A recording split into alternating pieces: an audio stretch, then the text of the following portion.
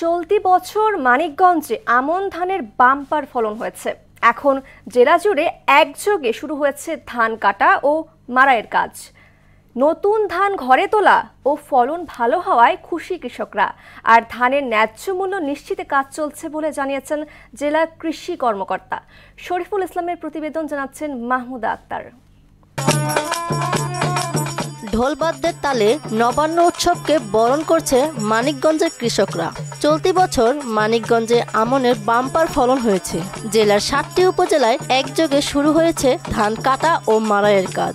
নতুন ধান ঘরে তোলার আনন্দে ব্যস্ত সময় পার করছেন কৃষকরা। এবছর ব্রি ধান ৮৭, ব্রি ধান ৪৯ এবং বিনা ১৭ ধানের ফলন বেশ ভালো হয়েছে।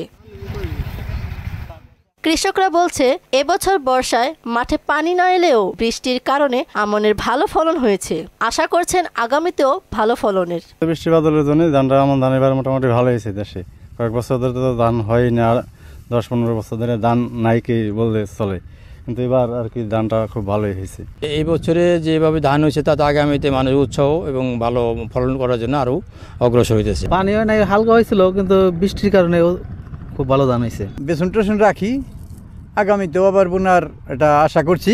ধানের আবাদ বাড়াতে কৃষকদের নিয়মিত প্রশিক্ষণ দেয়া ও ধানের ন্যায্য মূল্য পেতে কাজ করছে বলে জানান জেলা কৃষি কর্মকর্তা। কৃষকদেরকে টেকনোলজিক্যাল সাপোর্ট দিয়ে থাকি। বিভিন্ন প্রশিক্ষণগুলোতে আমরা বলি কোন জাতের ধান চাষ করলে তাদের ফলন বেশি হবে এবং কিভাবে আবাদ করলে তারা বেশি ফলন পাবে, এবং সরকার যাতে ন্যায্য মূল্য তারা পায় সেই বিষয়ে আমরা সরকারের সাথে কস্ট অফ প্রোডাকশনের একটা রিপোর্ট প্রদান করে থাকি এবং সেই অনুযায়ী সরকার মূল্য নির্ধারণ করে থাকে। চাউলের মূল্য, ধানের বাজার মূল্য গভর্নমেন্ট নির্ধারণ করে, সেই অনুযায়ী সরকার নিয়ে থাকে। জেলা কৃষি অফিসের তথ্য অনুযায়ী এবছর ১৩,২০৮ হেক্টর জমিতে রোপা আমন চাষ হয়েছে। মাহমুদা আক্তার, মোহনা সংবাদ।